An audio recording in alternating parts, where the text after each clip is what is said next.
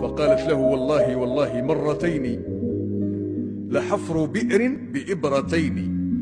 وكنس أرض الحجاز طرا في يوم ريح بريشتين، وحمل ثورين باليدين،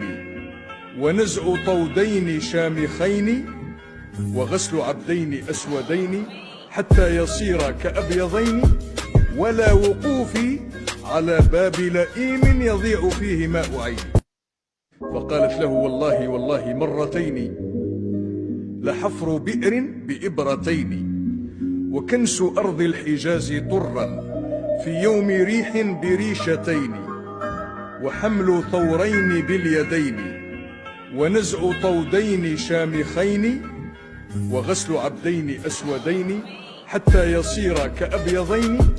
ولا وقوفي على باب لئيم يضيع فيه ماء عين. فقالت له: والله والله مرتين لحفر بئر بإبرتين، وكنس أرض الحجاز طرا في يوم ريح بريشتين، وحمل ثورين باليدين، ونزع طودين شامخين،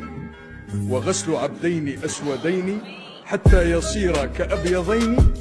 ولا وقوفي على باب لئيم يضيع فيه ماء عين. فقالت له: والله والله مرتين لحفر بئر بإبرتين، وكنس أرض الحجاز طرا في يوم ريح بريشتين، وحمل ثورين باليدين، ونزع طودين شامخين، وغسل عبدين أسودين حتى يصير كأبيضين، ولا وقوفي على باب لئيم يضيع فيه ماء عين. فقالت له: والله والله مرتين لحفر بئر بإبرتين، وكنس أرض الحجاز طرا في يوم ريح بريشتين،